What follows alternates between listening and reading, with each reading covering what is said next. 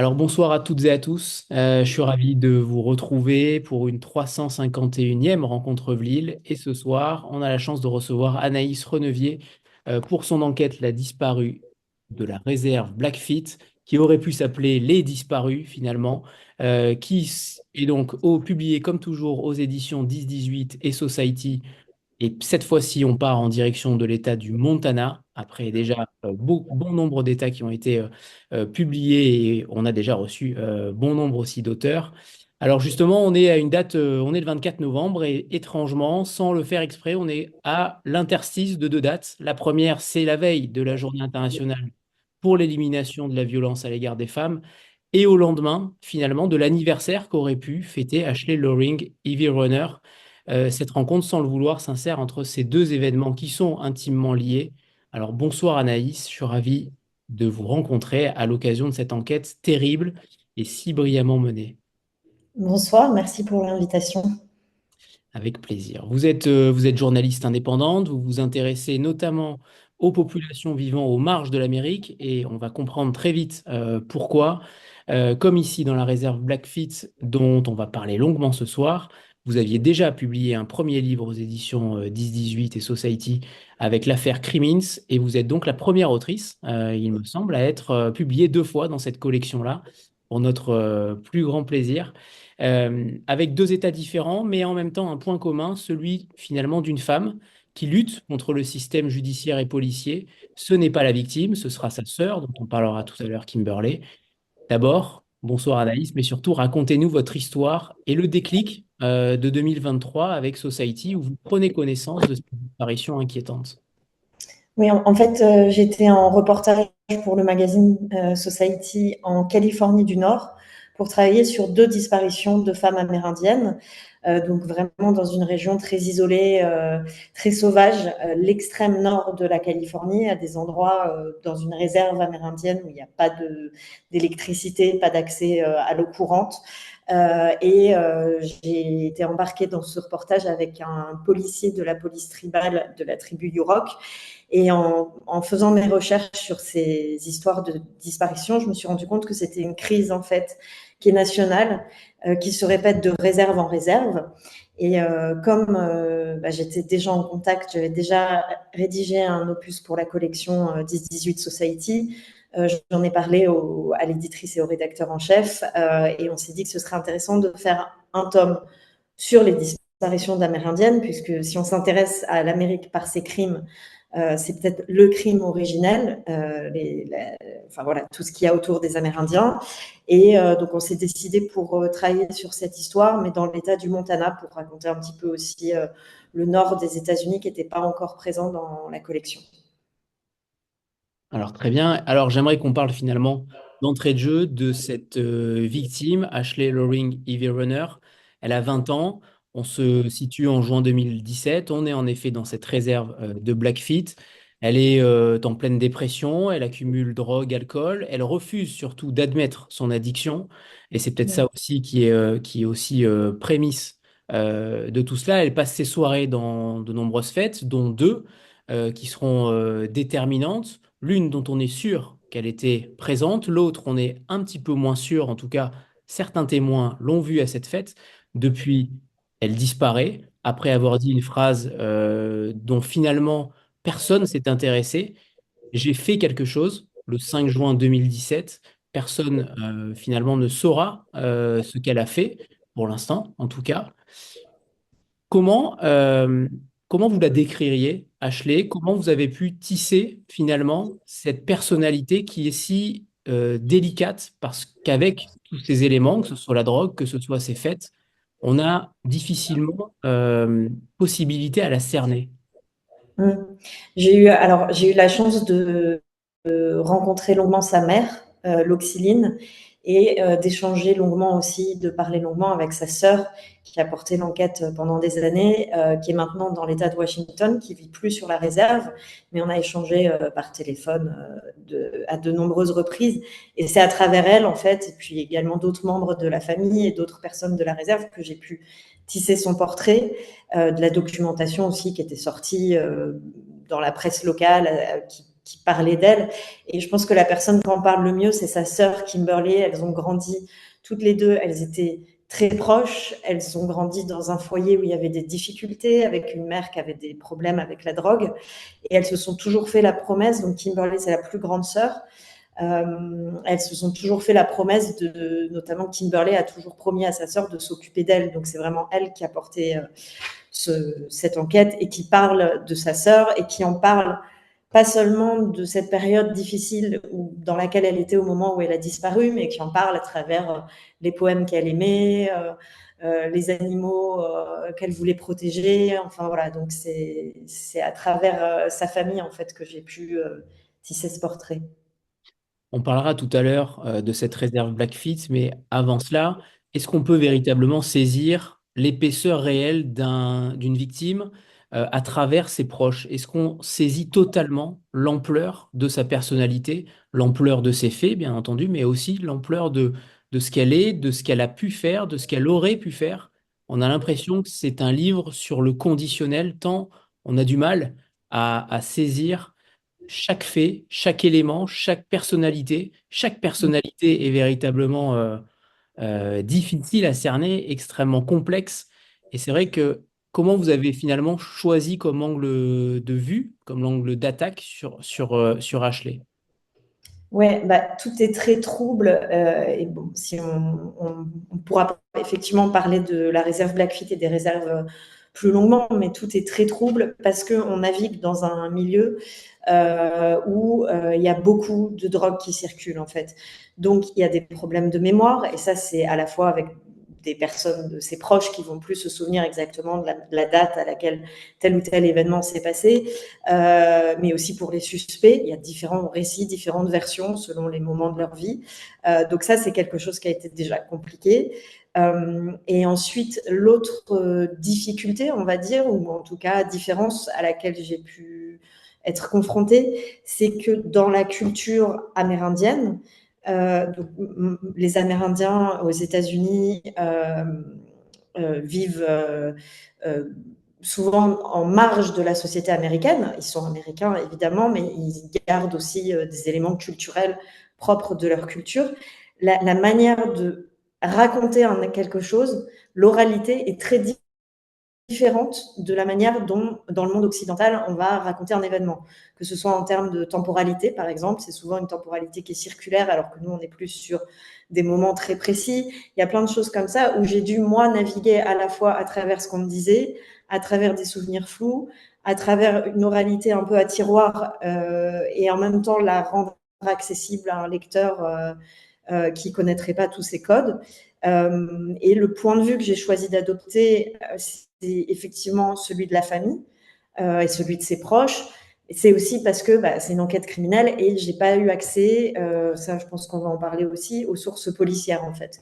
Donc de toute façon, ce livre, j'ai fait le parti pris de me mettre du côté des victimes et de raconter leur point de vue en fait. Et donc à travers ça aussi, de raconter Ashley à travers sa famille et pas à travers le discours policier ou voilà, parce que j'avais pas déjà ces éléments et puis c'était aussi un choix de mettre en avant leur combat des familles de victimes. Je sais pas si je réponds à la question, mais Ici. Mais tout à l'heure, vous parliez de Loxy, la mère d'Ashley, qui a été, alors, il y a beaucoup de rumeurs dans ce livre-là, mais qui a été aussi soupçonnée d'être à l'origine d'une potentielle disparition de sa fille, qui a aussi des problèmes de drogue. Où se situe, enfin, quand vous l'avez rencontrée, quels ont été finalement vos échanges? Est-ce que vous l'avez senti, euh, comment dire, gênée? Est-ce que vous l'avez senti véritablement dévasté et il n'y avait aucun trouble particulier là-dessus? Quel a été votre ressenti finalement par rapport à Loxy, la mère? mmh. Oui, elle a été, alors pas soupçonnée directement de la disparition, mais d'avoir mis en contact sa fille avec un des suspects, en fait, principaux et avec une personne qui a probablement encore plus emmené Ashley dans l'addiction et les affres de la drogue. Donc, en fait, ce qu'il faut savoir sur l'Oxy, c'est que elle était accro à la méthamphétamine et à l'alcool. Elle est sobre depuis 2021 ou 2022, je ne sais plus, ça fait 2 ou 3 ans qu'elle est sobre, parce qu'il y a un événement justement que je raconte dans le livre qui s'est passé et qui a été le moment où elle s'est dit je suis allée trop loin, et elle a fait une cure, elle s'en est sortie, et là ça fait 2 ans je crois tout pile qu'elle est sobre. Elle gère le groupe des narcotiques anonymes de sa ville, enfin voilà. Donc elle a à la fois déjà fait ce parcours vis-à-vis de ses addictions, et surtout elle a repris l'enquête, elle a repris le flambeau, et elle est très lucide et très honnête vis-à-vis des responsabilités qu'elle a pu avoir euh, à différents moments de la vie d'Ashley ou à différents moments de l'enquête, voilà. Et elle est très lucide sur le fait que c'est et d'ailleurs elle s'en veut, hein, elle porte aussi le poids de la culpabilité. C'est par elle que Ashley a rencontré un des suspects principaux, et tout ça elle me l'a dévoilé au fur et à mesure. C'est une confiance qui s'est construite au fil des jours. C'est pas venu comme ça au premier entretien. C'est quelque chose qu'elle a dévoilé au fur et à mesure.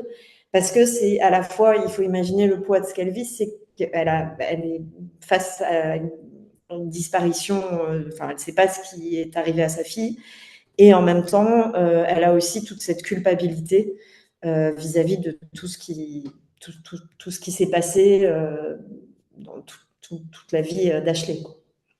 Et on précise que le papa est décédé. Il n'avait pas pu, finalement, il n'a jamais su euh, la vérité dans cette affaire-là. Et avant de reprendre le flambeau, avant que sa mère reprenne le flambeau, c'est Kimberly qui va se battre corps et âme après la disparition de sa sœur, puisque tout part finalement d'un échange Messenger au tout début. Et là aussi, on ne sait pas qui est derrière l'écran finalement. Ça aurait pu être n'importe qui d'autre qu'Ashley. On ne sait pas si Ashley a disparu véritablement à cette époque-là. Comment vous avez aussi parlé longtemps avec Kimberley, qui a décidé donc de ne suivre finalement que la finalité de l'enquête et a demandé à sa mère de lui dire uniquement lorsque le coupable Mm. serait connu. Pourquoi elle a décidé de lâcher? Qu'est-ce qu'il y a eu derrière finalement? Une lassitude, un trop long combat. Elle a organisé de nombreuses battues. On sent qu'elle était à bout de force finalement. Euh, mais elle a toujours ce lien extrêmement fusionnel avec sa sœur. C'est aussi un livre sur la fusion entre deux sœurs. Finalement, les liens intimes qu'elles peuvent avoir ensemble. Oui, donc Kimberly, c'est elle qui a pris en charge toute l'enquête, les battues, de faire en sorte que le nom de sa sœur ne soit jamais oublié, parce qu'au moment de sa disparition, de la disparition d'Ashley, leur père était malade, donc ne pouvait pas physiquement participer à l'enquête et aux battues, et la mère a replongé dans la méthamphétamine, l'addiction, l'alcool. Donc parfois elle participait, mais c'est pas elle qui portait ce poids. C'est Kimberly qui a porté ce poids parce qu'elle a toujours juré aussi, promis à Ashley de la protéger. Et au fil des années, en fait, elle s'est épuisée parce il faut imaginer avoir sa sœur qui disparaît, ne pas avoir d'explication, et en plus chercher soi-même son potentiel cadavre parce que la réserve Blackfeet est située au milieu d'une nature vaste et sauvage, donc chercher pendant des jours et des jours sous un soleil écrasant au milieu des grizzlies ou l'hiver sous la neige, essayer de trouver des pistes, des indices, voire se dire peut-être je vais tomber sur son cadavre, tout en essayer de porter l'attention médiatique sur l'affaire de sa sœur, en allant témoigner au Congrès. Enfin, elle a tout fait. Elle s'est battue pendant je pense qu'elle a fait ça presque à temps plein pendant 1 ou 2 ans, puis elle a continué pendant plusieurs années. Et il y a un moment en fait où elle a lâché et où elle a trouvé la paix en quelque sorte via la religion. Donc elle a déménagé à peu près au moment où Loxy est devenue sobre, et c'est Loxy qui a repris la suite de l'enquête. Elle a déménagé. Elle s'est fait baptiser. Alors, je ne sais plus dans quelle église, mais elle m'a raconté qu'elle s'était fait baptiser. Et elle a appelé tous les suspects. Elle leur a dit de toute façon, vous devrez rendre des comptes devant Dieu.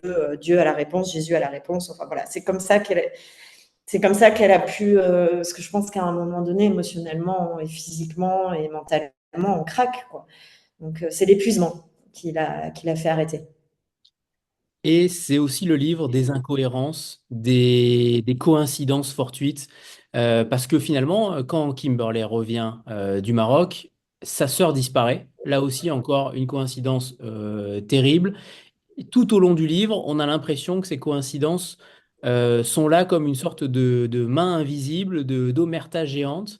Est-ce que vous pensez qu'en France, on aurait eu quelque chose de différent? Est-ce que c'est le livre finalement, Julia l'a dit tout à l'heure, mais c'est le livre qui rend extrêmement en colère. On est très frustré, on est en colère contre ce système judiciaire aux États-Unis qui est indifférent. On en parlera tout à l'heure sur les statistiques notamment qui sont terribles.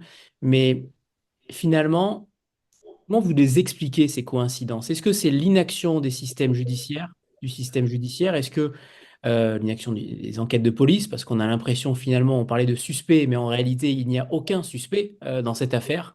Il n'y a que des rumeurs colportées. Euh, Comment vous expliquez toutes ces coïncidences? On a l'impression d'être dans un thriller, mais de mauvais goût. Oui, alors la question sur est-ce qu'en France ça se passerait comme ça, c'est difficile parce que il y a des différences dans le système américain et français, il y a des différences dans la géographie des deux pays. Là, on est sur un territoire qui est immense. La réserve des Blackfeet, qui compte 10 000 habitants, fait la taille du département de la Savoie. Et tout le reste, c'est de la nature sauvage. Donc, faire des battues, trouver des gens, etc., dans une nature comme ça, c'est déjà un niveau de complexité. Et puis ensuite, il y a le système. Alors, j'en parle dans le livre et je ne sais pas si on va revenir dedans plus longuement ou pas, mais il y a tout un système de dépossession progressive qui s'est fait parce que, en fait, les natifs aux États-Unis, en tout cas, les réserves sont des territoires souverains sur lesquels ils sont censés pouvoir exercer la justice de manière souveraine. Et ils ont été, au fil des années, dépossédés de ce, de ce droit. Et maintenant, c'est les agences fédérales comme le FBI qui enquêtent quand il y a des crimes sur les réserves. Ça amène plein de niveaux de complexité que je détaille dans le livre. Ça ajoute à ça un racisme. C'est une des populations, enfin c'est la population la plus marginalisée des États-Unis. C'est les natifs sont ceux qui se font le plus tuer par la police. On en parle moins que des Afro-Américains, mais voilà, statistiquement, c'est ceux qui se font le plus tuer, c'est les plus marginalisés. Les réserves, souvent, c'est dans des endroits isolés. Donc, il y a tout ça qui, mis bout à bout, fait qu'il n'y a pas d'enquête et que donc, quand il y a une coïncidence qui interroge la famille et qui, du coup, moi aussi m'interroge dans mon enquête, au moment où on m'en parle, eh ben, il n'y a pas eu d'enquête, il n'y a pas de documents policiers, il y a juste un désintérêt profond de la police envers ces affaires. Je pense que ça peut arriver en France que la police se désintéresse ou voilà, mais à ce niveau-là, à cette échelle-là, avec quelque chose aussi qui est institutionnalisé, un racisme qui est institutionnalisé, une dépossession des droits des natifs qui s'est faite progressivement, c'est voilà, pour moi, les deux systèmes ne sont pas comparables et voilà. Et donc, pour revenir sur les coïncidences, euh, c'est encore une fois, on est dans ces eaux troubles, on navigue en eau trouble, sans savoir si la personne qui raconte cet événement a un intérêt à le raconter, peut-être juste pour se venger de quelqu'un, ou si c'est un fait avéré. Et donc, c'est très, très compliqué de naviguer au milieu de tout ça. Et puis, bah, se rajoute effectivement toute l'omerta qui est liée pas seulement à la consommation de drogue, mais au trafic de drogue, puisque dans les personnes qui ont entouré Ashley, il y a aussi des trafiquants, et puis ce côté zone de non-droit que sont devenues les réserves à force d'être dépossédées de leur possibilité d'exercer de la justice. Et il y a deux États que vous ciblez, pas que vous ciblez, mais en tout cas que Anita, dont on parlera peut-être tout à l'heure, qui a listé toutes les victimes autochtones. Il n'y a aucun territoire amérindien qui est épargné, mais il y a quand même deux endroits aux États-Unis où les femmes natives sont plus en danger encore, ce qui est déjà plutôt grave. C'est au nord de la Californie et au sud-est du Montana. Et vous ciblez aussi des points communs. Je vous lis une pauvreté endémique, l'inaction récurrente des forces de l'ordre, l'immensité des réserves et leur isolement au cœur d'une nature peu amène. Vous dites également qu'une femme native disparaît toutes les 8 heures aux États-Unis et que elle a statistiquement plus de probabilité d'être violée ou tuée que d'aller à l'université. Il y a des phrases comme ça qui sont des statistiques, des phrases que vous mettez en avant qui font froid dans le dos parce que véritablement, il y a un système généralisé, endémique, comme vous dites, qui s'installe et qui est finalement peu connu, qui est connu finalement depuis quelques années, depuis 2021 dans ces eaux-là, où les disparitions ont été tellement grandes, tellement conséquentes qu'on a décidé finalement de s'y intéresser. Comment vous expliquez ce silence depuis tant d'années? Je me suis posé la question et je l'ai posée à des chercheurs et des activistes à qui j'ai parlé, parce qu'au Canada, la même crise existe, disparition et meurtre de femmes autochtones. Et au Canada, il y a des actions depuis à peu près 30 ans. Je pense que le Canada est plus conscient de ces problèmes, de ce problème-là. Aux États-Unis, ça a mis plus longtemps. Je pense que le Montana, c'est un des États où c'est arrivé peut-être aussi un peu rapidement parce que c'est à la frontière avec le Canada. Y a plein de choses. En fait, y a plein de choses qui expliquent. Bon, le fait que ce soit tardif, je pense que comme encore une fois les réserves sont isolées, le temps de prendre conscience que c'est une crise, que en fait chaque femme amérindienne vit la même chose, etc. Bah, ça met du temps. Il faut des réseaux sociaux, il faut pouvoir communiquer, il faut pouvoir en être conscient. Il a fallu Black Lives Matter, il a fallu MeToo. Je pense qu'il a fallu tout ça mis bout à bout pour que sur les réseaux sociaux commence à se poser la question, qu'il y ait aussi des chercheurs, des militants qui sont natifs, qui s'interrogent aussi, qui se disent bah, ça se passe comme ça au Canada, est-ce que nous aussi on a les mêmes problèmes?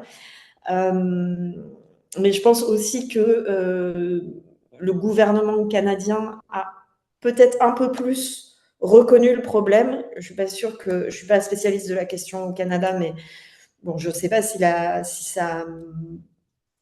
situation s'est vraiment améliorée, mais en tout cas, voilà, reconnu le problème. Aux États-Unis, c'est venu tardivement aussi la reconnaissance. Mais tout ça, c'est fait. Euh, je sais que dans les mouvements activistes militants, il y a aussi beaucoup d'échanges avec des militants de Black Lives Matter, où ils se sont rendus compte aussi qu'ils étaient victimes des mêmes choses et dans des proportions en fait encore plus importantes si on regarde les statistiques pures.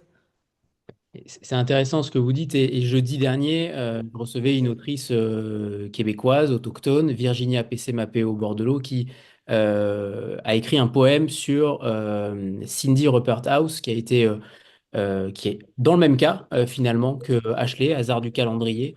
Et au Canada, pour le coup, elle disait exactement la même chose que vous, sauf que pour elle, ce n'était jamais assez et qu'au Canada, là aussi, la rébellion a été bien trop tardive et aussi depuis quelques années. Donc on a l'impression que cette partie du monde a quand même beaucoup de mal à gérer son système judiciaire et notamment de l'enquête. En France, la prise en compte finalement de la plainte pour viol notamment a été légèrement améliorée, mais on est encore loin de la prise de conscience collective. Mais on a l'impression que aux États-Unis et au Canada, c'est encore beaucoup trop tardif. Oui, oui, oui, effectivement. Bah, c'est pour ça que je disais que c'était un petit peu aussi à la croisée de Black Lives Matter et de MeToo, en fait. C'est qu'il y a il y a différents niveaux de conscience, en fait, qui sont d'abord les natifs aux États-Unis sont victimes de violences policières. Et ensuite, il y a les femmes. Je l'écris dans le livre, en fait, sur les réserves amérindiennes. Une femme, une mère n'apprend pas à sa fille que faire si elle est violée, mais ce qu'il faut faire quand elle sera violée, en fait. Et j'ai aussi sur ça, sur le fait que ça a été tardif dans la réalisation, en fait, que c'était une crise. Et j'ai quand même discuté avec des personnes, des femmes plus âgées. Elles étaient quand même conscientes de ces violences avant, mais il n'y avait pas non plus tout ce système, ce maillage, ce réseau pour savoir bon bah comment on fait, qu'est-ce qu'on peut faire concrètement pour se faire entendre. Et ça s'est fait aussi via les réseaux sociaux. Et ce qui est terrible, c'est que ces jeunes femmes, justement, qui voient cette affaire d'Ashley, en parlent à leurs parents et disent, si un jour ça m'arrive, il faut que tu me retrouves. Ça, et on les voit tomber toutes comme des mouches petit à petit avec cette question d'hypothermie dont on reparlera plus tard. Mais c'est vrai que c'est glaçant de voir que toutes ces femmes-là, finalement, sont disparues ou ont été retrouvées. Il y a beaucoup de cadavres. On retrouve beaucoup de cadavres dans ce livre-là et dans ces terres-là. Et on a l'impression que c'est un puits sans fond. On a l'impression que la réserve Blackfeet est une sorte de cimetière géant où personne ne peut s'extraire. Sandra, c'est à toi. Merci, bonsoir tout le monde, bonsoir Anaïs. Bonsoir. Je me demandais en vous écoutant et en lisant votre livre, en fait, on est bien conscient de l'absence de réactivité des autorités, comme vous venez d'en parler avec Anthony, mais je me demandais aussi si le fait que c'était une jeune femme sous l'emprise de la drogue, est-ce que ça pouvait être un facteur aggravant aussi pour l'absence de réactivité, c'est-à-dire un peu de se dire, bah, elle est droguée, tant pis pour elle, quoi. Ou est-ce que c'est vraiment exclusivement le fait, hein, que ce soit lié au peuple natif, en fait? Bah, en fait, alors j'aurais envie de répondre que c'est les deux, mais pas complètement, parce que effectivement, en fait, dans le cas de la disparition d'Ashley, il y a la première réponse de la police, c'est oh, elle doit être partie faire la fête quelque part, elle va réapparaître, etc. Et effectivement, c'est une forme de dédain parce que bah voilà, elle prenait des drogues, elle avait perdu beaucoup de poids aussi avant de disparaître. Enfin voilà, donc il y a un peu cette image-là. Et au sein même de la police tribale Blackfeet, hein, donc la police tribale, ce sont des natifs qui travaillent. Mais en même temps, bah, dans le livre, dans la deuxième partie, je parle d'autres disparitions d'autres jeunes femmes. Amy Scott, qui disparaît à 14 ans, elle n'avait pas de problème de drogue. Elle est juste elle allait faire la fête ou pas. Enfin, elle s'est retrouvée avec des jeunes de sa réserve. Il y a peut-être eu de l'alcool. Voilà, elle a bu de l'alcool, mais c'était pas quelqu'un qui était considéré comme une droguée. Pour autant, il n'y a pas il y a pas eu d'enquête non plus. Donc, je pense que la raison principale, c'est le racisme envers les natifs. S'ajoute à ça, effectivement, bah, le fait que si ce sont des jeunes femmes qui sont parties faire la fête, qui ont consommé de la drogue, etc., bah, ça ajoute en quelque sorte au fait qu'il n'y aura pas d'enquête. Mais globalement, j'ai parlé à des dizaines et des dizaines de familles. Il y a plein d'histoires très différentes, en fait. Et là, le point commun de toutes ces affaires, c'est qu'il n'y a pas d'enquête. C'est même pas qu'il n'y a pas de justice, c'est même pas qu'au moment où arrive un procès, la justice n'est pas rendue, ils n'arrivent même pas au procès en fait, il n'y a pas d'enquête. Pas d'enquête, pas de justice, juste un silence et un désintérêt qui est lié principalement au fait que oui, ils sont natifs et c'est un système raciste en fait. Et vous parlez notamment de tokenisme, ce terme qui dénonce l'intérêt porté aux personnes de minorité pour donner l'illusion de s'en préoccuper sans réel changement. Ça, c'est notamment sur la sphère politique où on a l'impression que les politiques sont totalement étrangers à tout ce qui se passe, excepté lorsqu'il y a des interventions médiatiques, où là, étrangement, toutes les preuves réapparaissent. On pense notamment à ce pull vert, alors j'ai pensé au pull vert rouge euh, pour notre chère France.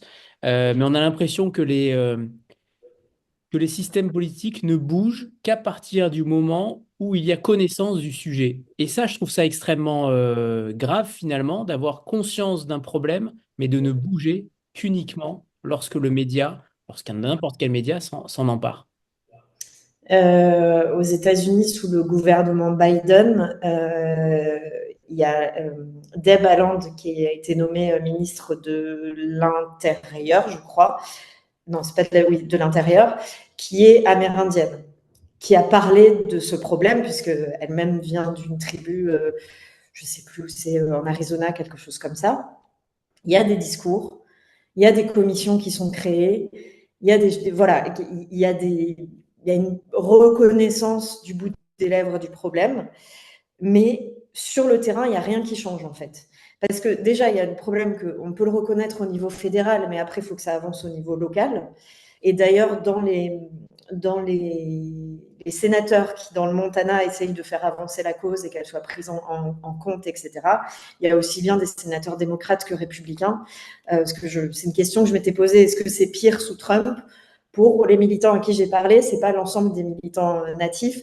Effectivement, il y a un problème de symbole quand c'est Trump au pouvoir, mais concrètement, eux, sur le terrain, rien n'avance en fait. Que ce soit avec Biden, avec Deb Haaland, qui est elle-même native, ou avec Trump, ils ne voient pas d'avancée concrète sur le terrain. Donc, Le mal est plus profond puisque tout part de la plainte finalement, tout part de la reconnaissance de la police de ces disparitions. oui. Mais il y a eu des commissions, hein, surtout dans le Montana, qui est, comme on le disait, un des États où il y a le plus de disparitions. Il y a eu des commissions, les familles sont entendues, réentendues. Il y a des choses qui se mettent en place, mais en fait, elles sont entendues, réentendues, elles sont invitées à témoigner à des panels pour que des politiciens ou des personnes en charge, par exemple dans le ministère de la Justice du Montana, prennent en compte le problème. Mais au quotidien, sur les moyens pratiques qui sont donnés, sur la formation des agents de police, il n'y a rien qui change, quoi. Est-ce que vous pourriez nous lire un premier extrait, Anaïs? Oui, volontiers. C'est au tout début, c'est dans le prologue. Prologue où les trois femmes, les trois mères ont perdu un proche dès le début. Et on ne sait pas finalement, vous allez l'apprendre tout au long du récit, mais il y a cette coalition féminine qui est importante aussi, dont on parlera un petit peu plus tard avec cette main rouge qui est mise en avant. Euh, Vous savez ce que dit le dicton: si vous voulez tuer en toute impunité, venez à Browning, lance une femme à ses deux amies. Ces trois habitantes de la réserve sont réunies dans leur nouveau QG, un local désaffecté du centre-ville, pour débattre d'un ordre du jour d'importance, trouver un moyen de combattre le crime. L'une des femmes, cinquantaine bien marquée, regard triste et mouillé, prépare un café serré, un café de cow-boy comme elle aime l'appeler. Elle traîne le pas autant que ses mots, d'une voix marquée par un fort res accent, l'accent de la réserve commun à de nombreux Amérindiens. Syllabes étirées, rythme nonchalant, phrases qui montent et descendent. Ces trois mères de famille partagent un même accent et une même peine. Il y a quelques années, elles ne se connaissaient que de vue ou de nom, c'était avant que des tragédies semblables ne les lient à tout jamais. Autour de la table, elles sirotent quelques gorgées du café amer fraîchement bouilli, puis se passent de main en main un rouleau d'essuie-tout pour tamponner leurs larmes. Elles répètent les récits, récapitulent les faits, se refont le film. Le scénario est étrangement similaire. À quelques années d'écart, un de leurs proches, très jeune, est mort. Une fille, un fils, un neveu. Les policiers sont restés indifférents à leur sort. Des battues ont été organisées par les familles, seules, dans le froid.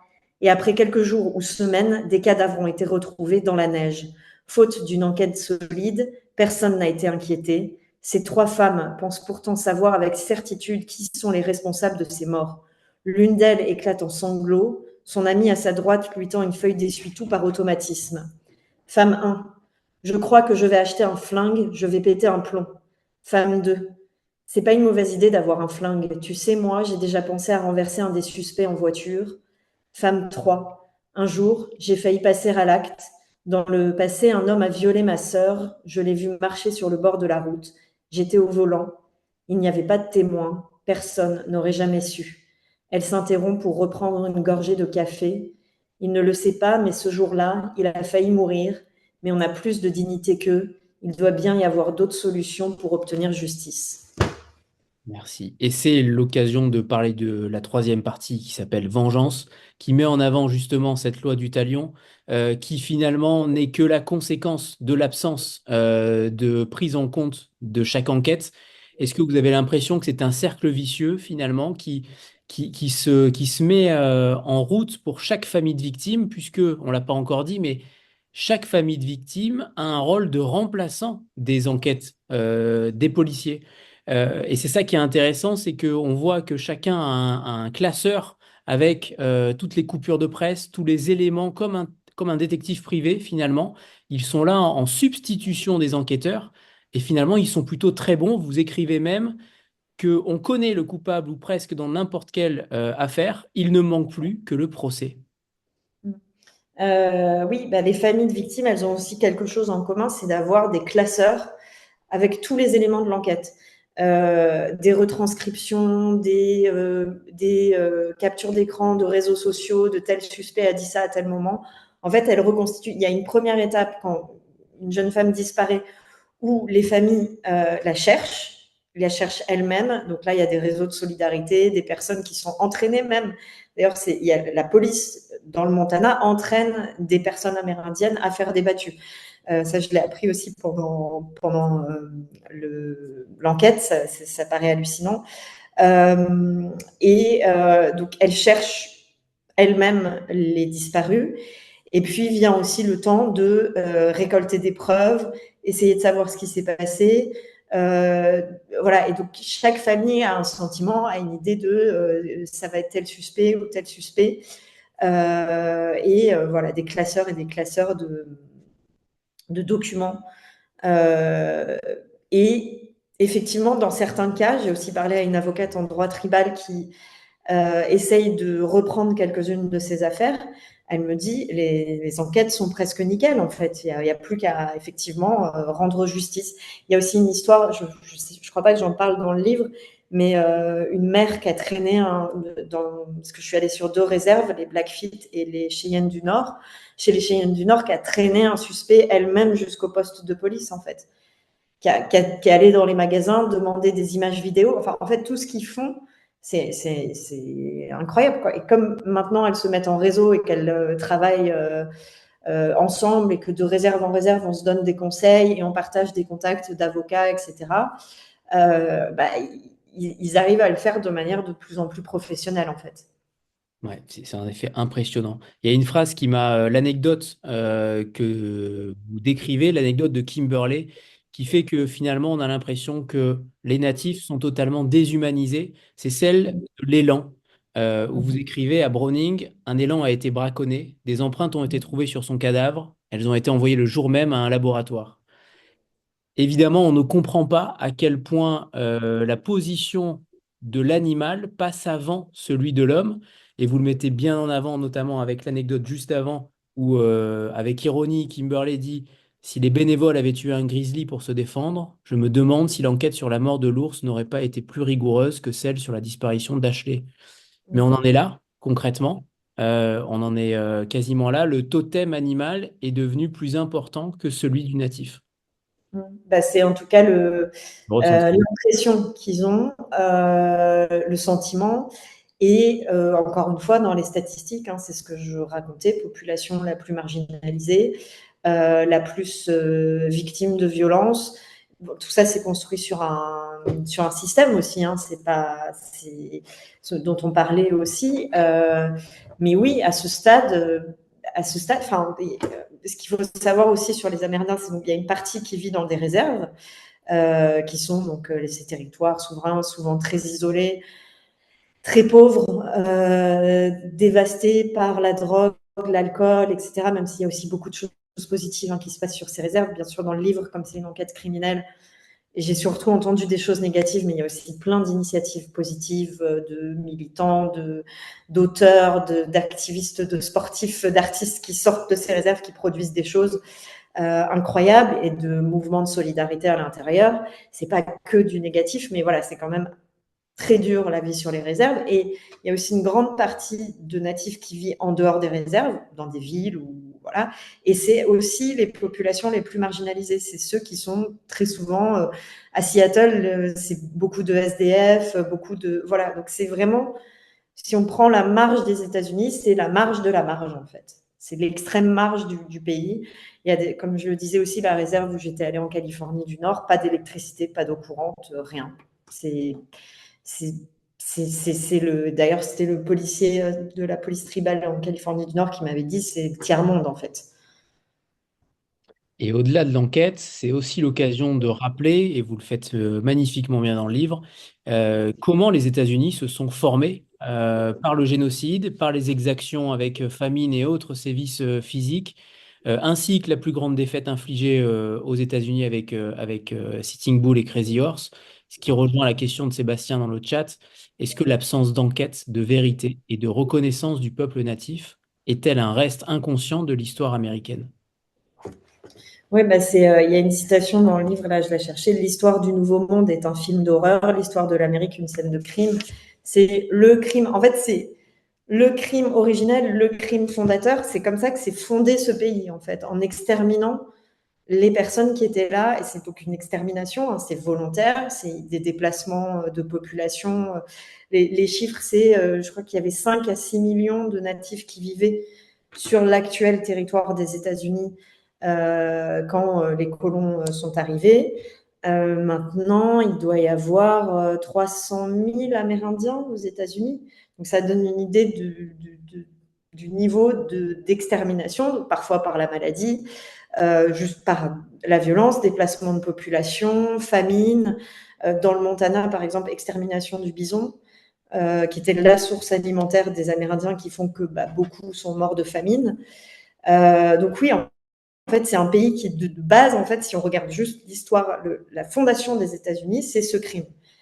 Donc, et c'est aussi quelque chose qui est assez intéressant, qui est, je discutais avec une autrice de bande dessinée, Émile Ferris, que j'ai interviewée dans le cadre d'un article.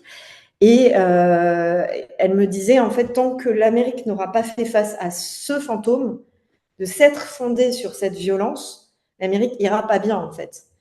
Et donc, il y a ce stade où, là, ils sont à un point où ils commencent à peut-être se dire que oui, ce serait bien de commencer à faire un travail de reconnaissance de ce qui s'est passé. Mais ça, moi, je vous le dis comme ça, il y a beaucoup d'Américains qui veulent pas l'entendre, en fait. Que ça, voilà, que ça, c'est... Enfin, voilà, bon, ils célèbrent toujours Thanksgiving, c'est... Enfin, voilà, il y a encore beaucoup de choses on part de très loin, en fait. Et en même temps, oui, c'est une violence... voilà, on parle d'une extermination. Puis après, tout le système dont je parlais, le système, la dépossession des droits du pouvoir judiciaire, etc., tout a été conçu pour les marginaliser. Et voilà. Et il y a aussi beaucoup d'Amérindiens qui m'ont dit, mais les réserves, en fait, on les a fait pour nous laisser mourir là, en fait, pour nous laisser dépérir. Et avec l'espoir qu'on allait juste y mourir, et puis voilà, ce serait la fin pour nous. Il y en a aussi qui m'ont dit, je crois que je l'ai écrit dans le livre, c'est encore un miracle s'il y a aujourd'hui encore des Amérindiens aux États-Unis. Donc, et tout ça, enfin, C'est une dépossession finalement et les pensionnats qu'on je connaît. sais pas si on va en parler aussi, mais c'est tellement vaste. Et ça crée des intergénérationnels. Je Oui.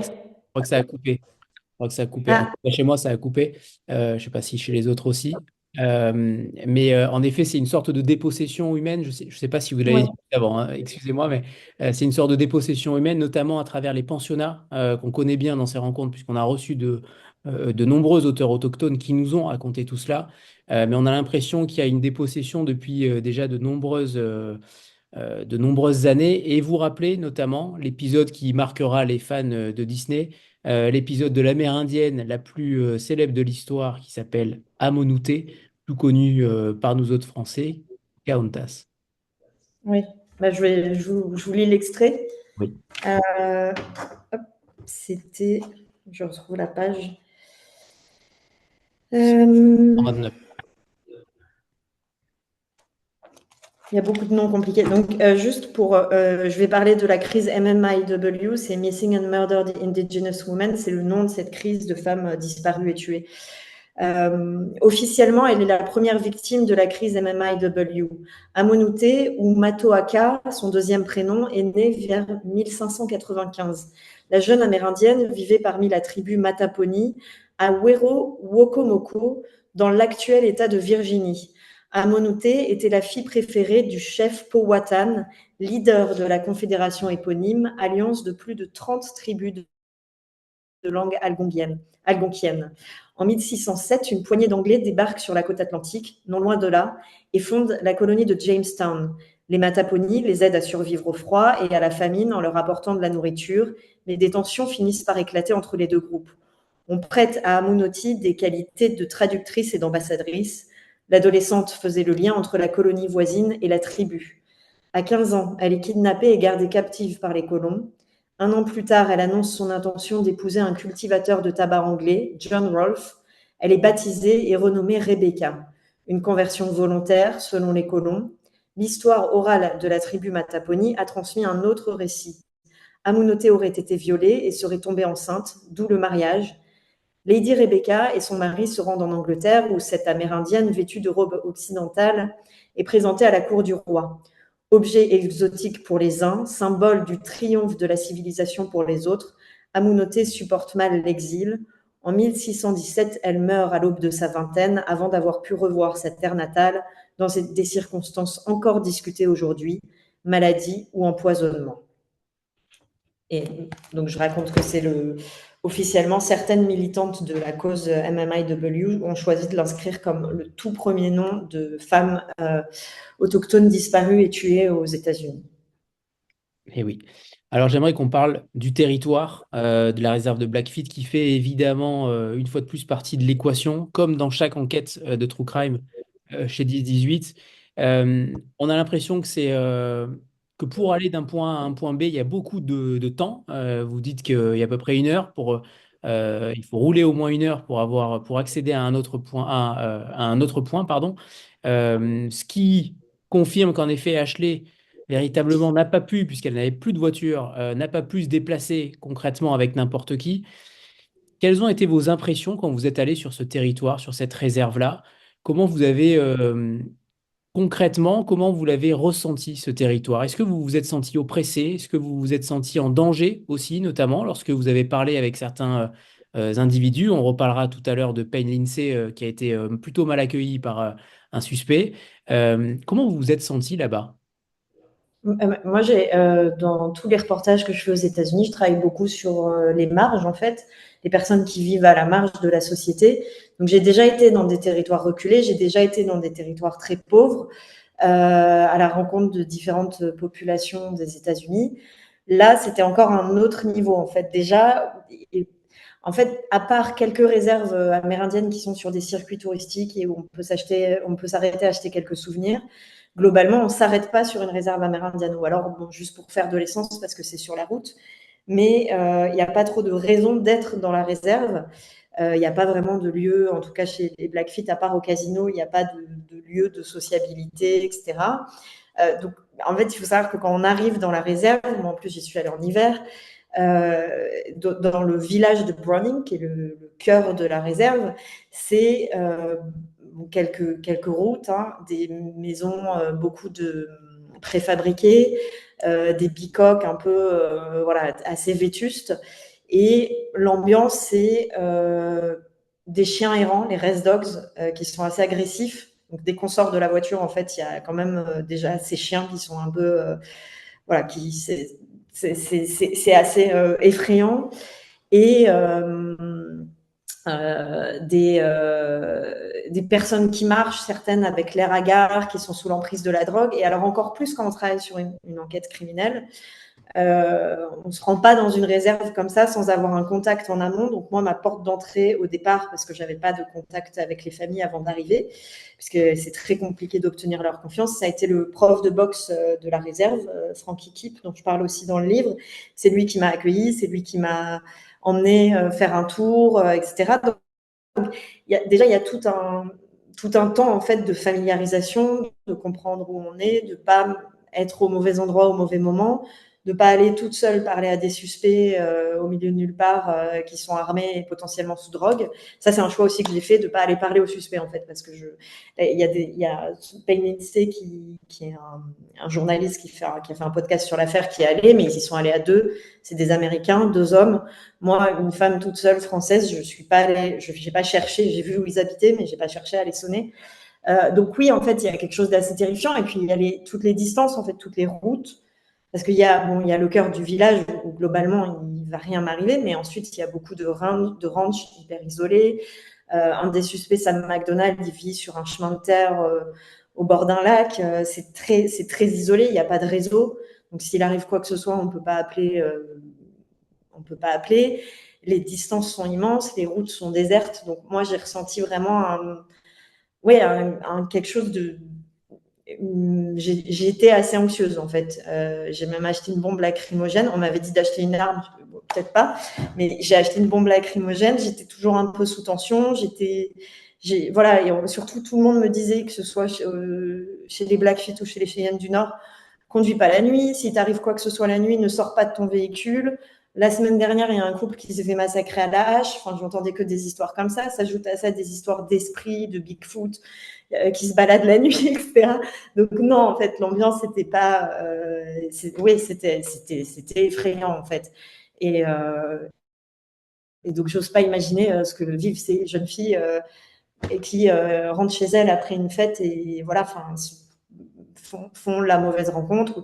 Il y a aussi beaucoup de routiers qui passent. Enfin, c'est très glauque, oui, comme atmosphère. C'est très, ouais. Eh bien, c'est Elsa Delachère qui est la coéditrice avec Stéphane Régis de la collection qui a une question. Non, moi, j'ai pas de question. C'était juste que je voulais quand même, enfin, par rapport à l'ensemble des livres de la collection, redire quand même que ce livre-là a demandé un travail extrêmement particulier de la part d'Anaïs, qui a beaucoup donné de sa personne, hein. Enfin, à la différence des autres histoires où il y avait un travail sur des archives, un déplacement géographique et tout ça. Là, il y avait un truc beaucoup plus difficile humainement, qui a demandé un vrai boulot aussi de faire parler des gens qui ne voulaient pas parler. Et ça a été, même moi, dans l'ensemble de la collection, il y a une vraie différence aussi sur le travail préliminaire et sur place que j'ai bien senti de la part d'Anaïs, qui a été extrêmement riche. Enfin, elle a fait un boulot exceptionnel que peu de gens arrivent à faire, en fait, parce qu'elle a fait parler des gens qui ne parlent à personne, qui ne veulent pas parler pour toutes les raisons qu'elle a expliquées, mais qui, du coup, rendent ce livre, enfin, font de ce livre quelque chose d'assez exceptionnel, en fait. Et ça, moi, je trouve que c'est un livre qui fera forcément date, en fait, parce qu'il n'en existe pas, alors clairement pas en France, écrit par des Français, et il en existe peu, en fait. Donc, il y a un énorme boulot journalistique qui est assez différent aussi de l'approche globale true crime qu'on a dans la collection par ailleurs. Voilà. Voilà. C'était le compliment du soir. Oui, Elsa qui recevait des notes vocales où je lui racontais, Oui. je suis en manteau panthère dans le parc à caravane. Je sais qu'il y a un tueur qui habite là, j'ai peur de sonner à la mauvaise caravane. Donc voilà, qui a eu tous les détails, les coulisses de l'enquête. Non, mais je vous invite à écouter pour le coup, là aussi, le podcast qui a été fait avec la rédaction de Society, qu'on trouve à la fin avec le nom exact à la fin du livre, parce que pour le coup, elle raconte très très bien ce travail-là. Et je trouve que c'est vachement intéressant de le remettre dans cette perspective. Voilà.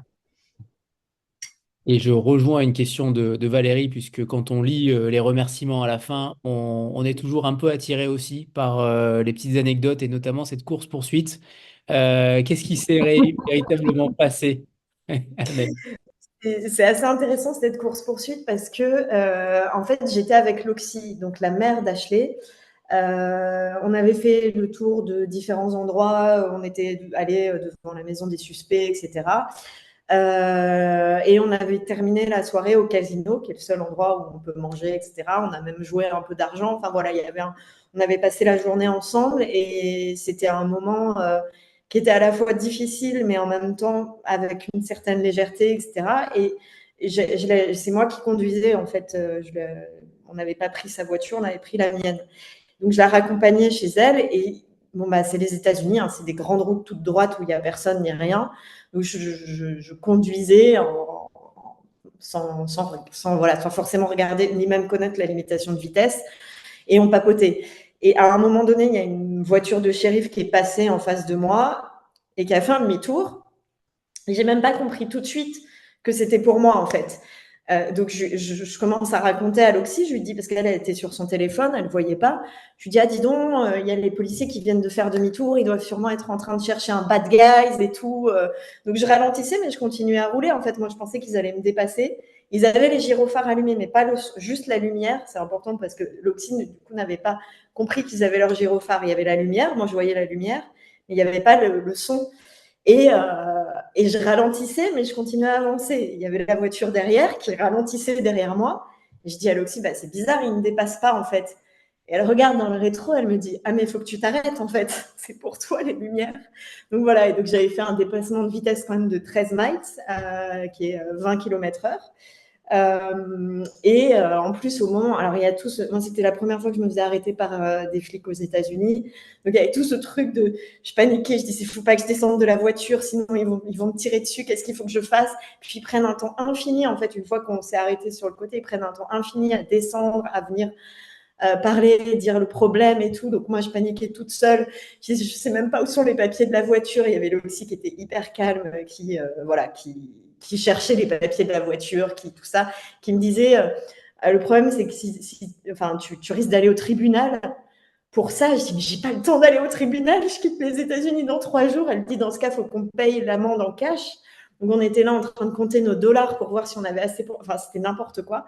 Et il s'avère que l'agente qui nous a arrêtés était une native et qu'elle connaissait Ashley, ou en tout cas son histoire, et que donc l'Oxy lui a dit, bah, elle est journaliste, elle est française, elle connaissait pas la règle, elle fait une histoire sur ma fille, etc. Et donc je m'en suis sortie avec juste un avertissement, pas de convocation au tribunal, pas d'amende à payer. Et ce qui est assez intéressant dans cette anecdote, au-delà du côté cocasse, parce qu'au moment où l'agente est venue vers moi, je lui dis désolée, je savais pas qu'il fallait que je m'arrête en fait, je n'avais pas compris. Et elle me dit mais moi je savais pas si, elle était un peu en panique aussi, elle dit moi je savais pas si vous étiez en train de vous enfuir ou pas, je savais pas si on avait une course poursuite. Donc c'était la course poursuite à 2 à l'heure dans la réserve. Et bref, et donc ce qui a été intéressant, c'est que quand on a redémarré, j'ai dit à Loxy, oh là là, moi je ferai pas une bonne criminelle, parce que j'étais toute en train de paniquer tout du long. Et elle me dit bah, moi, j'ai été criminelle, moi, je suis allée en prison. Et c'est là où elle m'a raconté une anecdote que je dis dans le livre, justement, sur ces histoires de vengeance, où elle s'en est pris à un des suspects. Mais sans cette course-poursuite, j'aurais jamais été au courant qu'elle elle avait été en prison pour s'en être pris à un des suspects. Donc, voilà, pour l'histoire. Donc, il y a toute une histoire autour de cette anecdote. Et le deuxième élément dans les remerciements, c'est que vous avez fait des choix éditoriaux, vous avez peut-être coupé aussi certaines choses, on va peut-être en parler, et notamment sur ce terme que vous utilisez, les tempêtes de votre cerveau. Les tempêtes de cerveau, ça veut dire quoi ça? Ça- C'est les fameux vocaux que j'ai pu envoyer à mes amis ou à Elsa tout du long de cette aventure. Et en fait, ça a été un livre qui a été quand même aussi difficile à construire, parce que bon, c'était une enquête qui était difficile. Quand je suis partie, je savais même pas quelle serait mon histoire principale, parce que personne voulait me parler. Donc, il a fallu tisser la confiance avec les personnes sur place, même pour accéder à l'Oxy. Mais j'étais pas sûre que l'histoire d'Ashley serait l'histoire principale. J'ai rencontré des dizaines de familles de victimes. Parce qu'une fois qu'une porte s'ouvre, toutes les portes s'ouvrent en fait. Mais après, en fait, une fois qu'on a cette matière qui est monumentale, en fait, toutes ces histoires, c'est comment on le raconte sans. Donc, ça a été beaucoup d'allers-retours aussi avec Elsa, qui a participé à cette tempête de cerveau, mais qui est de dire en fait comment on fait aussi pour tenir une histoire sans avoir juste une accumulation de faits en fait. Donc, il fallait qu'on ait une histoire principale, un fil principal, et puis ce pas de côté de la partie 2 où il y a effectivement une accumulation, mais en fait, il aurait pu y avoir 50 chapitres sur 50 histoires différentes, en fait. Et ça a été assez difficile à construire. Ouais, et j'imagine que vous portez aussi une certaine responsabilité sur toutes ces victimes, sur toutes ces voix que vous devez retranscrire. Je trouve que véritablement, là, vous vous êtes attaqué à une sorte de vide monumental, un vide juridique, hein, parce que vous parlez aussi, à la fin du livre, il y a un tableau très bien construit qui m'a rappelé mes études en droit, où si un individu commet un crime en dehors d'une réserve, eh bien, la situation sera différente aussi. Il sera jugé par un tribunal différent. Je trouve que vous vous êtes attaqué quand même à quelque chose d'extrêmement lourd. Est-ce que ça vous encourage aussi à aller encore plus loin avec ces victimes qui finalement ne désengorgent pas? On a l'impression que ça continue. On pourrait peut-être parler, vous vous êtes arrêté d'écrire apparemment en juin 2024. La rançon, pas la rançon, pardon, les 50 000 $ continuent d'exister pour quiconque aurait une information sur la disparition d'Ashley. Est-ce que ça vous donne envie d'aller encore creuser dans cette matière-là? Oui, bah alors oui, enfin sur l'histoire d'Ashley, je continue à suivre ce qui se passe. J'ai eu sa mère au téléphone il y a 2, 3 mois pour parler des dernières. C'était avant que le livre parte en impression, pour avoir les dernières nouvelles. D'ailleurs, elle a eu une petite fille, sa première petite fille là récemment. Donc sur l'affaire Ashley, je continue à la suivre. Sur cette crise, oui, il y a une matière qui est tellement immense. Le livre s'est fait en à peu près 1 an. Il aurait pu se faire en 10 ans ou en 50 ans, en fait, parce que c'est une telle matière, c'est tellement riche, c'est tellement vaste. Je pense que j'en ai pas terminé avec ce sujet. Après, comment je vais continuer à travailler dessus, je sais pas. Oui, et même dans toutes les personnes que j'ai rencontrées, chaque famille pourrait faire l'objet d'un livre. Alors, je ne dis pas que je vais faire un livre sur chaque famille que j'ai rencontrée, mais il y a encore des histoires à raconter, il y a encore quelque chose à faire, il y a encore, après, il faut voir sous quelle forme. Est-ce que c'est quelque chose de plus sociologique? Est-ce que c'est à voir? Mais oui, j'ai pas terminé de travailler sur le sujet. Je me permets juste de rebondir 2 secondes, Anthony, juste parce que pour le coup, éditorialement, c'est quand même poser la question de savoir quelle histoire on allait raconter avec toutes ces histoires-là et quel fil tirer. Et qui devenait aussi, et ça a été très dur pour Anaïs, mais il devenait aussi presque contre-productif de parler de tout le monde, parce qu'au bout d'un moment, ça a éteint, en fait. Il y avait trop d'histoires, et il fallait pas que le lecteur confonde toutes les femmes, surtout pour éviter cette espèce justement d'anonymisation qu'aurait produit un effet d'accumulation. Donc, ça a été très difficile pour Anaïs de choisir, mais une fois que ça a été fait, c'est aussi utile pour le reste des femmes, parce que justement, à un moment, il y en a une qui prend la tête de proue du navire. Mais si on avait dû faire ça pour toutes, ça aurait été très, très difficile, en fait, et assez vite illisible d'un point de vue éditorial. Et en effet, et je trouve que l'équilibre est parfait parce qu'en effet, certaines sont nommées, certaines par bribes finalement, vous en nommez certaines, mais vous n'allez pas trop loin non plus, justement pour éviter cette surcharge. Et je trouve ça en effet très bien. Et une fois qu'on a lu le livre, on comprend pourquoi vous avez choisi Ashley. Il y a quand même un tel foisonnement d'idées, de rumeurs et autres idées qui se succèdent qu'on comprend très vite. On va prendre une petite photo de groupe avant de parler de Payne Lindsay. Voilà, préparez-vous pour la photo de groupe. Les ouvrages sont prêts, magnifiques. C'est bon. Alors, on a parlé tout à l'heure d'un podcast qui a fait sensation aux États-Unis, Making a Murderer, de Payne Lindsay, qui vous a fortement inspiré aussi. Ça vous a donné beaucoup de matière. Il est allé en effet sur les lieux de la disparition. Il a essayé d'interroger certains suspects. Deux des trois ont répondu à ses sollicitations et ça a encore un petit peu plus brouillé les pistes dans la tête de tout le monde. Le troisième l'a reçu de manière plutôt abrupte. Euh, En quoi finalement ce podcast-là vous a donné envie d'aller chercher cette affaire-là? Ouais, bah c'est en fait de toutes les affaires qui existent, il y en a qui sont plus ou moins médiatisées.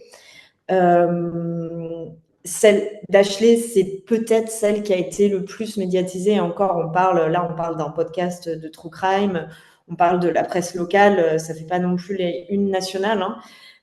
Mais c'est peut-être celle sur laquelle il y avait le plus d'articles, en tout cas, de matière. Et il y a effectivement ce podcast de Payne Lindsay qui, lui, est allé parler aux suspects. Donc, ça me donnait déjà une porte d'entrée vers la parole des suspects aussi.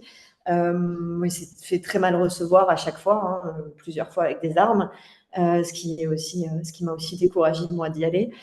Mais voilà, donc il y avait cette matière. Après, moi, quand je suis partie, j'avais pas Kimberly. Elle n'était pas joignable parce qu'elle a pris ses distances avec l'enquête, avec tout ça, donc elle répondait pas. Finalement, c'est par la mère Loxy que j'ai pu parler à Kimberly. Et Loxy répondait pas parce que, en fait, tout simplement, elle avait vu, elle avait que une page Facebook et elle savait pas qui j'étais, elle avait pas vu mon message. Donc, il a fallu petit à petit créer des liens avec des personnes de la réserve qui travaillent sur la cause, qui organisent des battues, etc., pour accéder à Loxy. J'ai perdu le fil de ce que je racontais, mais oui, le choix de l'affaire d'Ashley s'est fait en partie parce qu'il y avait ce podcast qui existait, une matière médiatique, des écrits qui ont été documentés au fil des années aussi, qui me permettaient quand même de vérifier des faits, parce que quand on n'a que la parole des victimes et qu'on n'a pas la parole policière ni de dossier, c'est compliqué de vérifier tous les faits qu'on me donne. Là, au moins, il y avait des faits qui étaient dans la presse. Mais avant de partir, je ne savais pas si sa famille allait me parler. Si sa famille ne me parlait pas, bah, ça n'aurait pas été elle le sujet principal du livre, en fait. Donc, oui, le podcast, il est assez intéressant. En sachant qu'aucune force de police ou d'enquête ne vous a aussi répondu. Donc ça veut dire Oui, que heureusement qu'il y avait la victime et le cercle familial.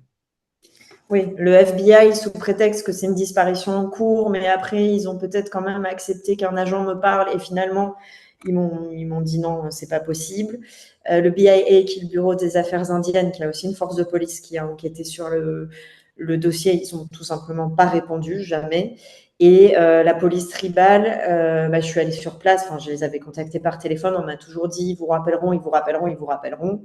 Je suis allée sur place, ils m'ont dit ils vous rappelleront, et puis en fait personne, mais tous les journalistes c'est ça, ils n'ont jamais rappelé personne en fait. Ce qui se renvoie un peu la balle en fait, ils veulent pas de celui qui parle quoi. Et il y a un mot qui est intéressant dans la deuxième partie, c'est le mot hypothermie, qui est le titre de la seconde partie dont on n'a pas encore parlé. C'est cette cause que les policiers déclarent à chaque fois cause de la mort, hypothermie. On a l'impression, et à chaque disparition, à chaque cadavre retrouvé de jeune fille, moi, j'ai été très en colère à chaque fois. Je me suis dit, mais là, ça va trop loin. Le simple mot d'hypothermie peut clairement frustrer, peut être terrible pour la famille, pour les familles de victimes. Pourquoi on a choisi à chaque fois ce terme-là, finalement, pour expliquer une mort dont on sait finalement que ce n'est qu'un mot fourre-tout. On ne sait pas si le cadavre a été déposé là à instant T ou pas. Les enquêtes sont très minces, donc forcément, on ne saura rien. Mais comment vous expliquez cette qualification pénale fourre-tout? Déjà parce que dans le Montana, il neige peut-être 8 mois dans l'année. En fait, les cadavres sont retrouvés souvent dans la neige. Ça a coupé, je ne sais pas si... Ah non, vous m'entendez? Oui, c'est bon, ça y est, c'est revenu. Ok. Oui, pardon, je disais, donc j'ai expliqué que dans le Montana, il fait très froid très longtemps. Donc souvent, les cadavres sont retrouvés dans la neige. Donc il y a cette qualification d'hypothermie, mais quand ils sont retrouvés en été, ça va être souvent cause indéterminée. Et en fait, ce qui est assez marquant sur ces histoires d'hypothermie, c'est que toutes les familles de victimes à qui j'ai parlé, qui ont eu la mort classée comme hypothermie, elles ont constaté, elles ont vu les cadavres de leurs filles et elles ont constaté qu'il y avait des bleus, qu'il y avait des brûlures, qu'il y avait, je ne sais plus, une main, une côte qui semblait cassée. Elles voient qu'il y a quelque chose qui ne, ne va pas, qui cloche, qui a des signes sur le cadavre d'une potentielle violence.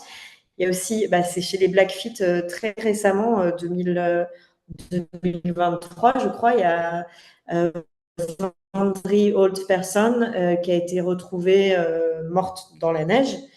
Sa mère m'a dit son téléphone, elle se séparait jamais de son téléphone. Elle avait une petite pochette avec son téléphone, elle s'en séparait jamais.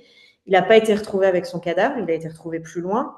Hypothermie en fait. Et c'est toujours, et au point que sa mère, Caroline, m'a dit, mais en fait, j'aurais dû prendre une photo du cadavre de ma fille. Je regrette de ne pas avoir pris de photo du cadavre de ma fille. Donc en fait, c'est des témoignages en fait qui sont glaçants, quand une mère dit ça, dit ma fille a été retrouvée morte et je regrette de ne pas avoir pris de photo de son cadavre, parce qu'elle aussi elle avait constaté, j'ai plus les détails exacts de l'affaire, mais c'était je crois des bleus ou des choses comme ça. Et je sais plus si elle avait plus, il y a des choses assez évidentes, mais il y avait effectivement son téléphone qui a été retrouvé des centaines de mètres plus loin. Donc, et dans certains cas, ce qu'on m'a dit aussi, c'est que dans certains cas, ça peut réellement être la cause. Ça peut être, souvent justement dans le cas de soirée, une jeune femme qui était alcoolisée, qui s'est éloignée dans le froid et qui n'avait pas conscience du froid, etc., et qui est morte d'hypothermie. Ça arrive en fait. Dans toutes ces affaires, il y en a qui sont réellement des cas d'hypothermie. Mais Le schéma de répétition. C'est le schéma de répétition constant la famille a des doutes. Oui. C'est le schéma de répétition la qui famille... est constant. Ouais. Oui, pardon. Ça a coupé à nouveau, mais... Je disais que c'était le schéma de répétition qui était suspect en réalité. Voilà. Ça ne pouvait Oui. pas arriver à chaque fois. Ça paraissait totalement improbable finalement. Oui, oui.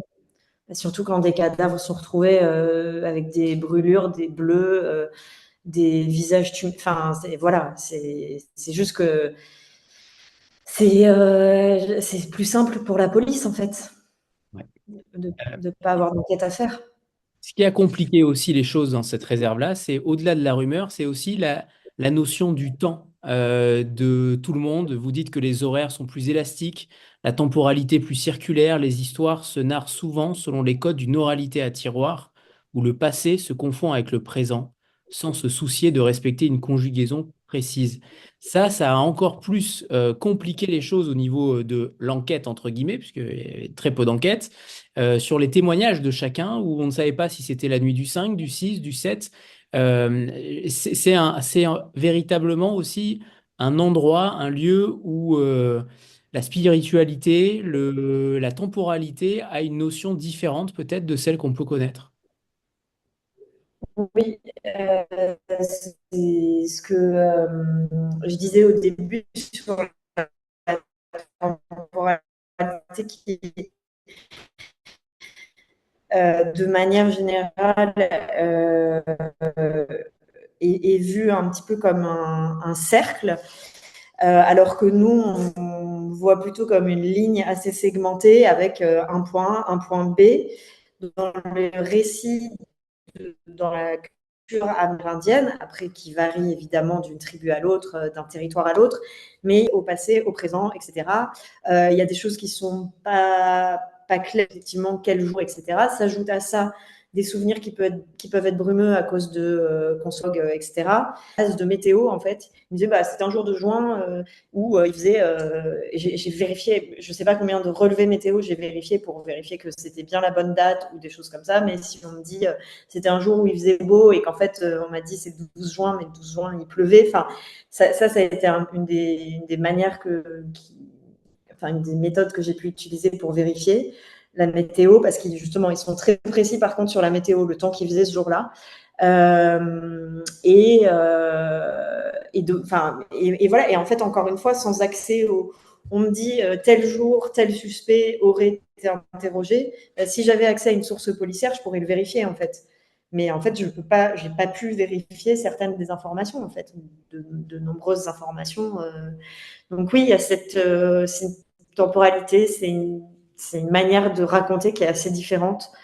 Jim Fergus, il a écrit un article aussi, enfin une nouvelle là-dessus où il raconte justement comment il fait pour essayer de resituer justement où on est dans le cercle, est-ce qu'on est dans le passé, dans le présent, dans le futur.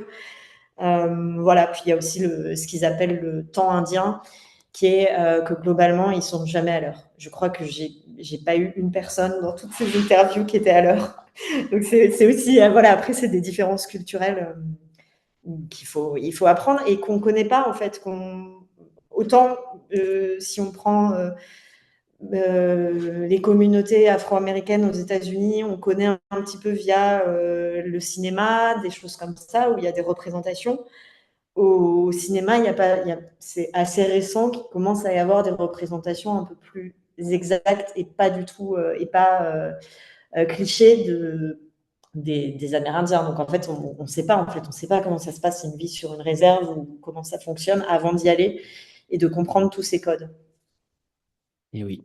Alors, on n'a pas encore parlé des suspects. On va l'évoquer légèrement parce que l'idée, c'est quand même de rester sur Ashley aussi. Mais il y a trois suspects potentiels, Sam McDonald, Paul Valenzuela et Tashina, sa propre cousine, les deux premiers ayant eu une liaison avec Ashley. Ces trois suspects-là, dont certains donc, comment dire, ont sûrement menti, puisque clairement, on ne sait pas qui dit vrai et il se renvoie la balle constamment, et c'est ça qui est intéressant aussi, c'est que chacun essaye d'accabler l'autre, d'où l'idée peut-être d'une certaine complicité aussi. Il y a eu certaines possibilités. On n'en saura peut-être rien, je ne vais pas dévoiler quoi que ce soit pour ceux qui ne l'ont pas encore lu. Mais même si jamais l'idée serait qu'on ait trouvé un suspect, même là, il n'aurait pas été suspecté de la disparition d'Ashley. C'est ça qui est terrible aussi dans ce livre-là et qui diffère peut-être des autres livres, c'est que même avec une personne arrêtée, je vais essayer de mesurer mes mots, même avec une personne arrêtée, même là, la reconnaissance du statut de victime n'est pas là, est absente. Oui, il y a une personne qui a été arrêtée en août 2023. L'Oxy s'est dit que ça allait peut-être justement mené à des réponses sur la disparition d'Ashley, puisque c'est un des suspects principaux qui a été arrêté pour d'autres faits, et elle attend toujours en fait. Et plus le temps passe, plus ses espoirs qu'il puisse y avoir une réponse et qu'il puisse avoir été arrêté dans le cadre de sa disparition avec Ashley, ça me nuise en fait. C'est une arrestation en lien avec la drogue. Et voilà, ce qu'on m'a dit aussi, c'est que pour un procureur, ça fait plus avancer une carrière de faire des arrestations dans des cas de trafic de drogue que pour des cas de disparition d'Amérindiennes, en fait, tout simplement. Donc, j'ai aussi parlé à des personnes qui ne sont pas très optimistes sur le fait que ça va amener une réponse, mais l'Oxy s'accroche à ça. Est-ce que, c'est une question que je pose régulièrement aux auteurs de True Crime, pour le coup, quelle est votre théorie après toutes ces recherches, après tous ces témoignages, cette fameuse phrase, j'ai fait quelque chose, le 5 juin 2017, prononcée par Ashley. Est-ce que vous avez une piste aussi, puisque les auteurs ne se prononcent pas toujours dans les livres la plupart du temps, vous essayez de rester quand même très objectif et de relater une véritable notion journalistique. Est-ce que vous avez une piste prioritaire ou un ressenti particulier par rapport à cette affaire? Eh ben non. En fait, sur le premier livre que j'avais fait pour la collection, j'avais un ressenti, j'avais une idée de ce qui avait pu se passer, j'avais une piste privilégiée. Là, c'est tellement, encore une fois, dans un flou, dans aucun document, ni d'archives, ni policier, ni quoi que ce soit. Donc en fait, la parole que j'ai, c'est surtout la parole de la famille, en fait. Mais à tel moment, Kimberley va penser que telle personne a plus de raisons d'avoir commis le crime s'il y a un crime. À tel moment, Loxy va plutôt penser ça. Euh, j'ai vraiment du mal à me faire une idée.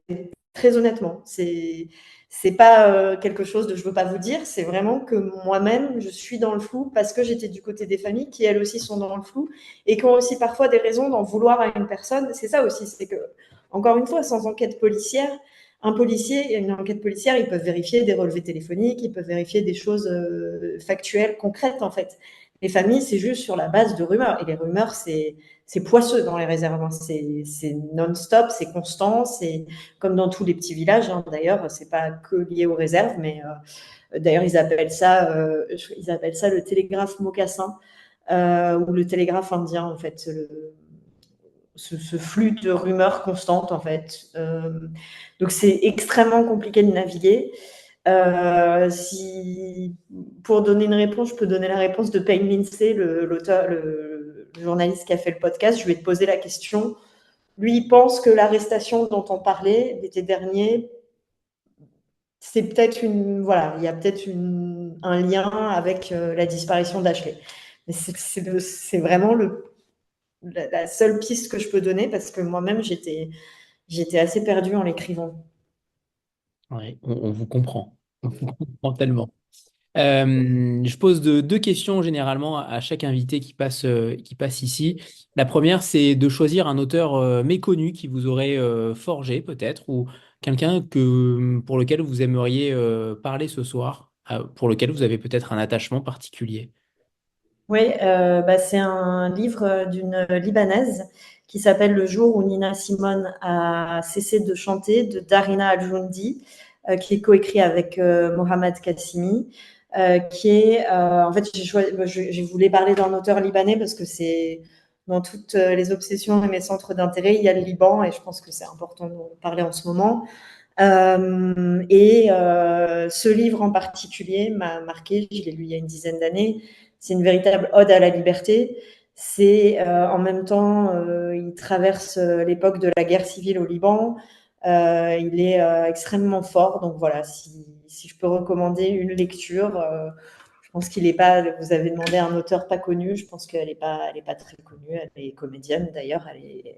C'est un livre autobiographique, mais qui est d'une force et d'une puissance. Parce qu'il y a son histoire à elle.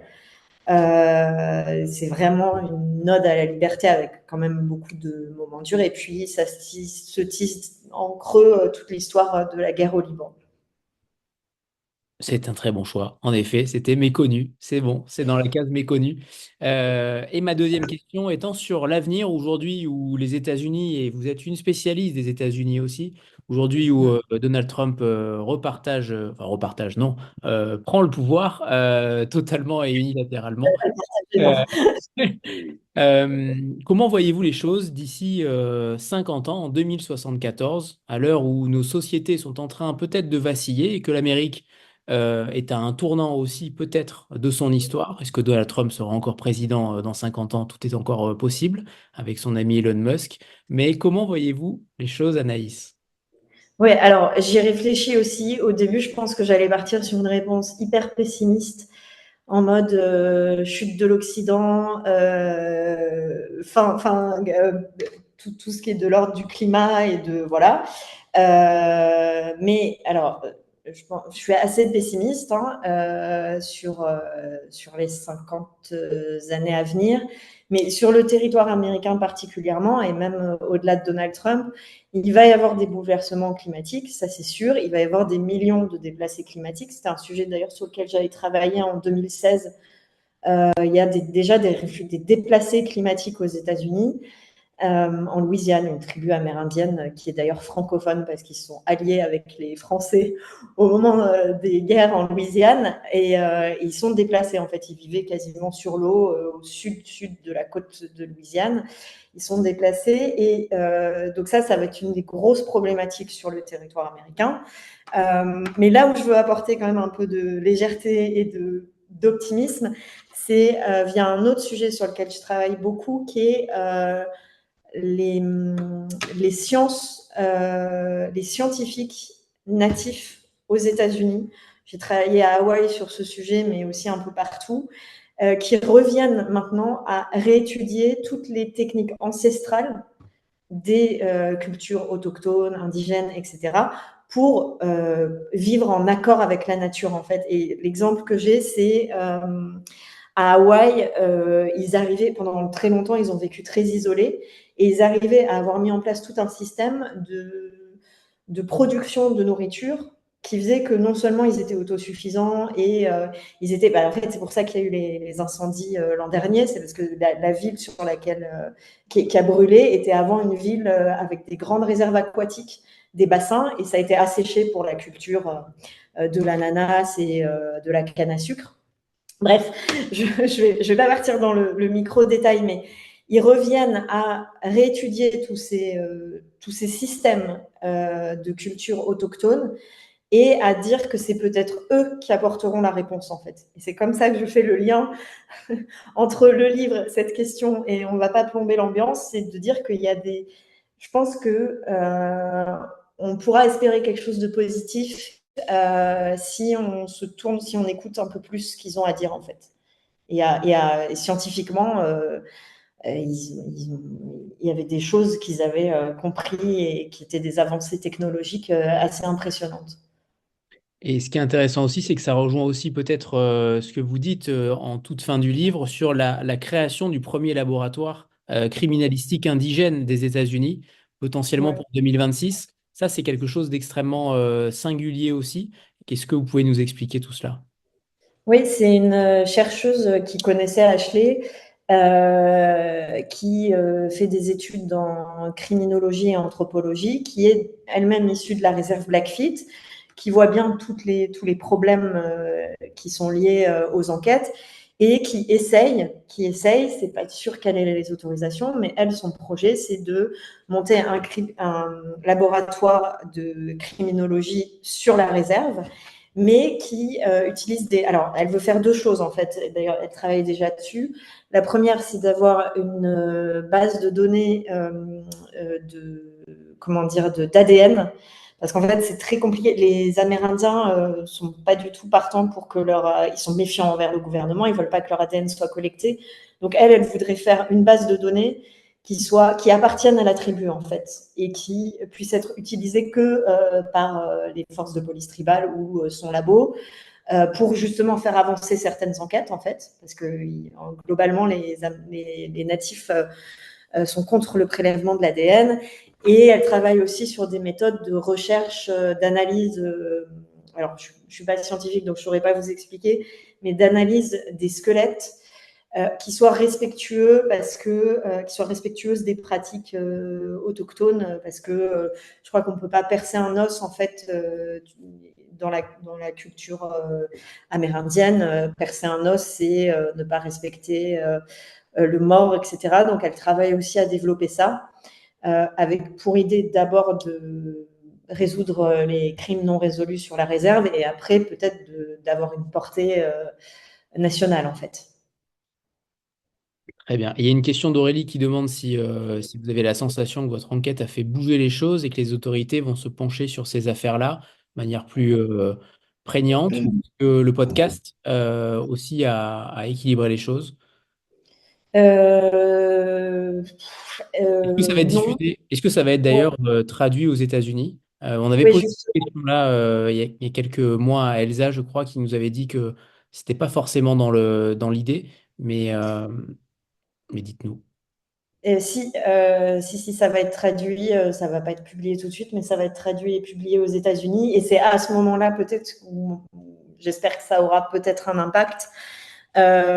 Mais globalement, même le podcast, en fait, tant que c'est des.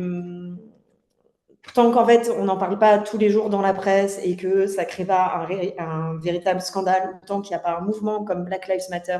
D'ailleurs, c'est très intéressant parce que les militants amérindiens m'ont expliqué que eux, il y a une militante amérindienne qui me disait notre culture, on est moins vocaux en fait, on est très discret par rapport aux cultures afro-américaines et donc faire porter notre voix, faire entendre notre voix, aller manifester, etc. C'est culturellement, c'est pas dans nos habitudes. Mais tant qu'il n'y aura pas ça, tant qu'il n'y aura pas un niveau de reconnaissance comme il y a pu avoir pour Black Lives Matter, les choses ne changeront pas en fait. Mais j'espère avoir apporté une pierre à l'édifice en fait, qui va permettre d'amener les gens à prendre conscience du problème. Et oui, il faut que les lignes bougent, mais il faut qu'elles bougent vraiment et nationalement et fédéralement pour que les choses évoluent en fait. Et ma dernière question, on vient à vos projets actuels et futurs. Est-ce que vous travaillez déjà sur une autre affaire, sur quelque chose de différent aussi, peut-être un roman? Est-ce que vous avez quelque chose en cours? Non, pour l'instant, non. C'était beaucoup de travail de produire ce livre en particulier et puis le premier aussi livre qui était sorti en 2023. Donc pour l'instant, je reviens plutôt à des enquêtes journalistiques classiques avec des projets quand même d'aller en Alaska ou au Tuvalu ou évidemment de retourner au Liban régulièrement. Mais voilà, des projets de reportage, mais pour l'instant, pas un projet en particulier. Parfait. Eh bien, il est temps de vous remercier, Anaïs. Je le Merci. rappelle, La disparue de la réserve Blackfeet aux éditions 10-18 et Society.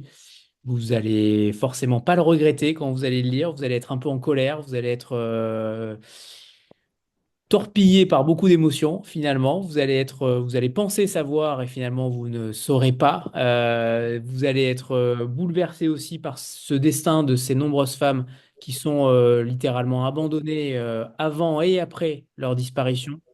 On vous le recommande chaudement.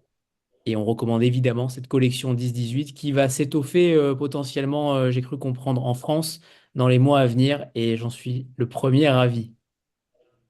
Merci beaucoup.